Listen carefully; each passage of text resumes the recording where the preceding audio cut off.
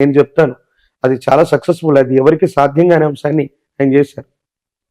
Prajarajyam party పెట్టారు, MLA అయ్యారు 5 ఏళ్లలోనే, అంటే పెట్టిన వెంటనే.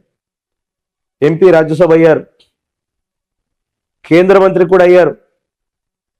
5 సంవత్సరాల తర్వాత పార్టీ విలీనం అయింది. ఎన్టీఆర్ గారు కూడా ఇటు దేశంలో ఇటు రాష్ట్రంలో చక్రం తిప్పగలిగినటువంటి స్థితి ఎన్టీఆర్ గారికి కూడా లేదు. పార్టీ పెట్టారు, ముఖ్యమంత్రి అయ్యారు అంతే. కానీ చిరంజీవి గారు పార్టీ పెట్టినటువంటి నేపథ్యంలో జగన్మోహన్ రెడ్డి గారు బయటికి వెళ్ళిపోవడం వల్ల కాంగ్రెస్ ప్రభుత్వం మైనారిటీలో పడితే కిరణ్ కుమార్ రెడ్డి గారు ముఖ్యమంత్రిగా ఉండడానికి కారణం చిరంజీవి గారు అయ్యారు. అటు దేశంలో ఉన్నటువంటి యూపీఐ కూటమిలో కూడా మిత్రస్వామ్యంగా వాళ్ళు ఉన్నారు. అటు దేశంలో రాష్ట్రంలో 2 గవర్నమెంట్లో పనిచేసి 5 సంవత్సరాల తర్వాత వాళ్ళు విలీనమైపోయారు కాంగ్రెస్లో. జనసేన పార్టీ అవసరం కూడా రేపు పొద్దున్న తెలుగుదేశానికే కాదు, వైసీపీ అవ్వచ్చు, వైసీపీ బోటాబోటీ మెజారిటీతో ఏదైనా ప్రభుత్వాన్ని ఫామ్ చేసి సమీపమైన భవిష్యత్తులో ఏవైనా ఇబ్బందులు ఉన్నప్పుడు అది పవన్ కళ్యాణ్ గారికి సంబంధించిన పార్టీకి సంబంధించిన ఎమ్మెల్యేలతో, ఇప్పుడు జనసేన ఎమ్మెల్యే వైసీపీతోనే కలిసి ఉన్నాడుగా. 151 మంది ఎమ్మెల్యేలు వైసీపీ వాళ్ళు అవుతే ఆ +1, 2, 3, 4, 5లో మొట్టమొదటి జనసేన ఎమ్మెల్యే కూడా వీరితోనే కలుస్తున్నారు. శాశ్వతమైన శత్రువులు మిత్రులు రాజకీయాల్లో లేరంటూ ఉంటారు. ఈసారి వైసీపీ ప్రభుత్వం ఒకవేళ వ్యవస్థీకృతమై గవర్నమెంట్ని ఫామ్ చేసిన 5 సంవత్సరాల్లోపు ఏదైనా అస్థిరమైనటువంటి ప్రభుత్వం ఏర్పడితే పవన్ కళ్యాణ్ గారి యొక్క నేతృత్వంలోని జనసేన కూడా భాగస్వామ్యం అవ్వచ్చు. లేదా వీటన్నిటికీ కూడా సమీప భవిష్యత్తులో ఆల్టర్నేట్గా ఉండి జనసేన సొంతంగా అవకాశం, అంటే మళ్ళీ రాబోయే 5 సంవత్సరాలకు అటు ఇటుగా సొంతంగా వాళ్ళుగా ప్రభుత్వాన్ని ఏర్పాటు చేయగలిగిన స్థితి కూడా ఖచ్చితంగా ఉంది. ఖచ్చితంగా పవన్ కళ్యాణ్ గారు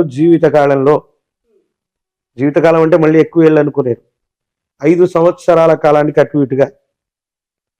చాలా మంది ఆయన జాతకం గురించి ఏదో చెప్తున్నారు.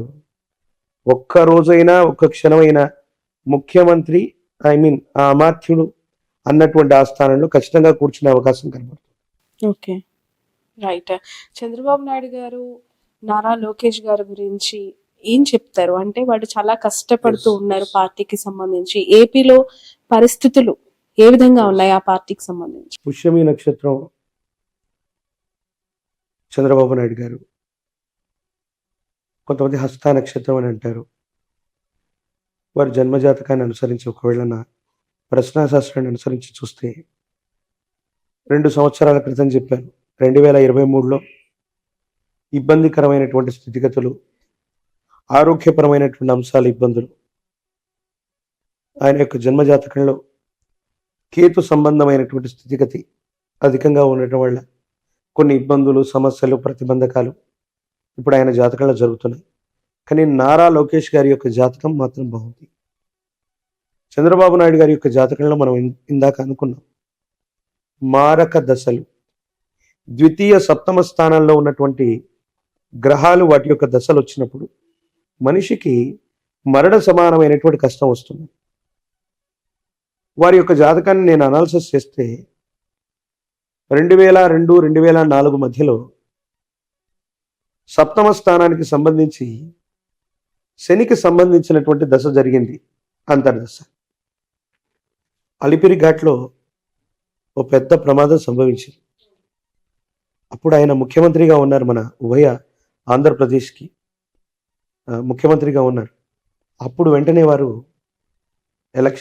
బై ఎలక్షన్స్కి వెంటనే వెళ్ళిపోవడం, ముందస్తు ఎన్నికలకు వెళ్ళిపోవడం, రిజైన్ చేయటం.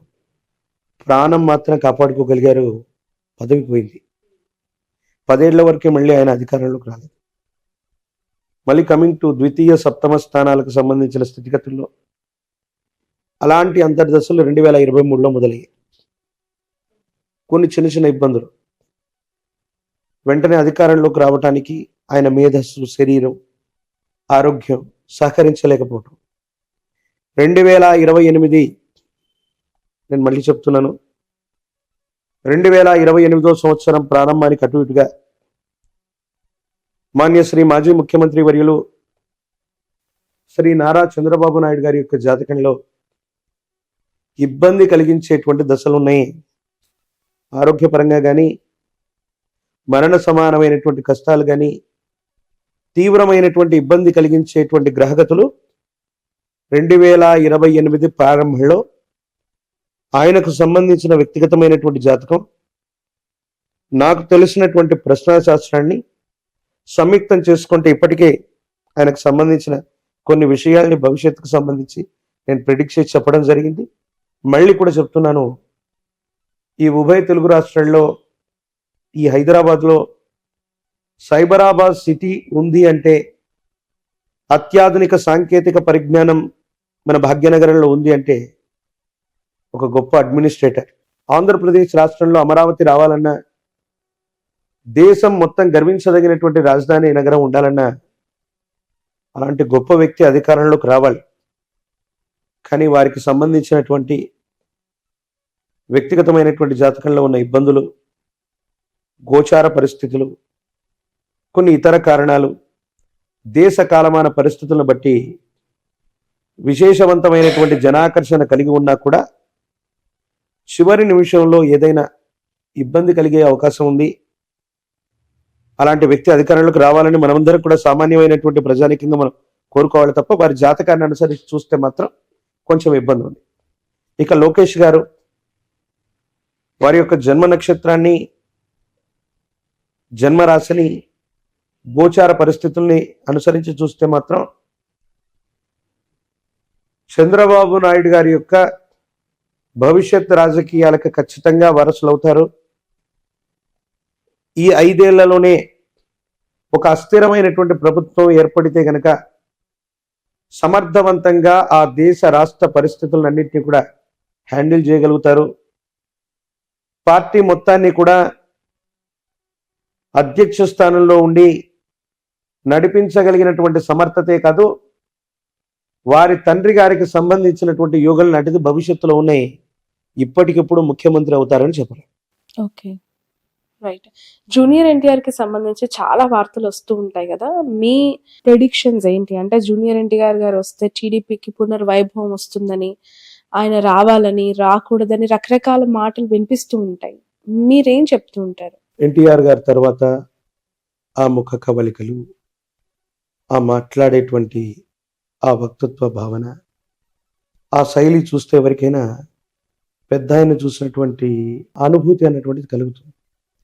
వారు రావటం వల్ల టీడీపీకి అన్నటువంటిది మేలైతే ఖచ్చితంగా జరిగి ఉండేది, జరిగేది.